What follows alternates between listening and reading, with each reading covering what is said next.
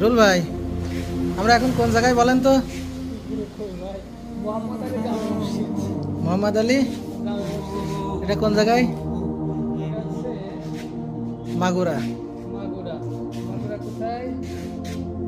অসাধারণ সুন্দর একটা জায়গা, মোহাম্মদ আলী জামে মসজিদ রিয়াদুল জান্নাতে আপনাদের নিয়ে যাচ্ছি, আপনারা আমার সাথে আসেন।